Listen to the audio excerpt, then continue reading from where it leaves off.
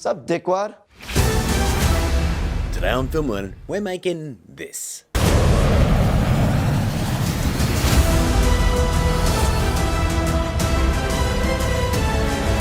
Hey guys, welcome to Film Learnin, the show dedicated to learn you some filmmaking and learn you good. And that's right, we're back with another template episode. And this week we're going to be recreating the title card from Spider-Man Far From Home. Now I do have to say guys, this one was a little bit easier than normal because I'd already created most of the Spider-Man assets for the Spider-Man Homecoming template episode, which you can find in the card right here. So I just had to tweak this a little bit and change the camera animation and just a few things, and then we have the Spider-Man Far From Home template. Now guys, since this is a pretty easy template to customize, I'm going to stop my jibber jabber and let's make this a nice, quick and concise episode. So in order to complete this, you need to head to filmlearnin.com/downloads and grab the Spider-Man Far From Home template, which contains all the fonts which you will need to install before you open the template. Okay? Okay, you got all that? Well, let's get to work, shall we? Okay guys, here we are on After Effects, and this, my friends, is a super easy template.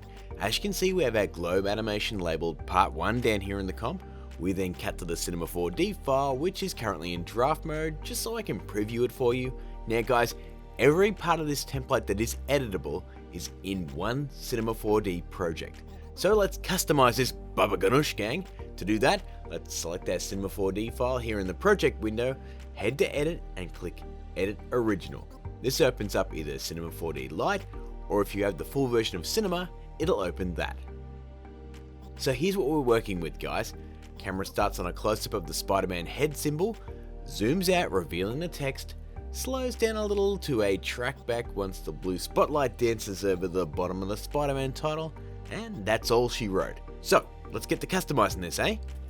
Firstly, if you've ever seen one of my Marvel templates, you already know how easy it is to edit the Marvel text. Let's just collapse down the hierarchy here like so. Click on Edit Text and let's type in, say, I don't know, Marvel. We'll then adjust this by moving it over like so, just so it looks a little bit neater than overlapping everything. And then we're going to click on the red background layer and expand that out to cover the Marvel text like so. Done. We'll then follow that up by changing Learnin to Studios.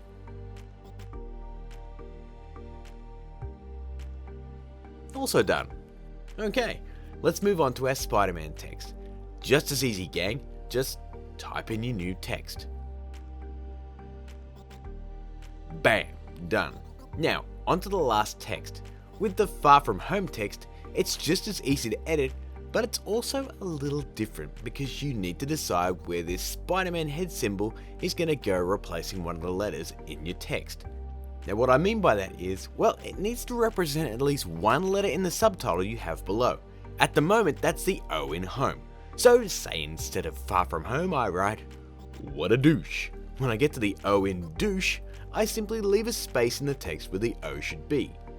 Just like this. We can then click on the Spider-Man head and adjust it into position. Now guys, just make sure you're only adjusting it on the X-axis, this one right here, or we're going to be in a little bit of trouble when it comes to adjusting the camera. Okay, it's now in place. If we need to, we can then adjust the letters to fit the symbol by clicking the text, turning on kerning right here, clicking on that one space there, and then we're simply going to drag it out to make more space by doing this right here. And there we go, perfect fit. Now, our last step, yes you heard me, our last step is to adjust our first camera animation frame.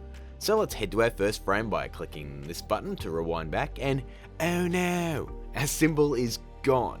Well, that's because we moved it, you know. So let's hit this button here to go into multi-view mode, grab the X-axis and adjust our camera so that our symbol is back in frame like so. That looks pretty good. We'll then hit the record keyframe button right down here.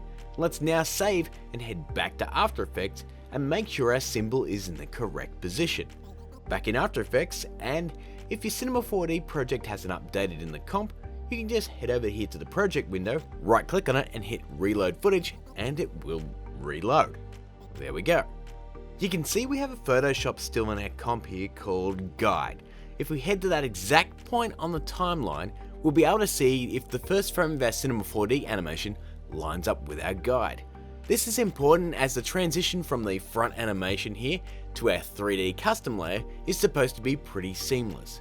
Now you can see my Cinema 4D file is a little off, so what we'll do is we'll head back to Cinema and adjust. There we go. We'll then save, head back to After Effects, reload the file so it updates, and well, that's much better. You can do this as many times as you like, guys, until it looks perfect. Just make sure you're hitting that record keyframe button and the save button each time you make an adjustment, otherwise it won't auto update in After Effects. Let's then head back to Cinema one last time, click on our first camera keyframe like so, and from there we're going to change the keyframe type to linear. This will just remove that ramp animation that occurs in a spline animation, and basically it's going to make the camera just pull back a bit faster. We can now save and head back to After Effects. Back in After Effects, and our template is now ready to render.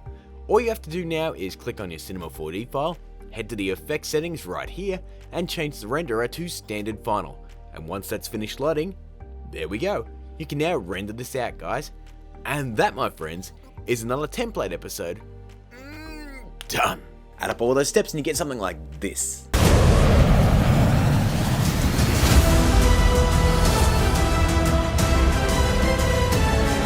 So guys, that is my take on the Spider-Man Far From Home template.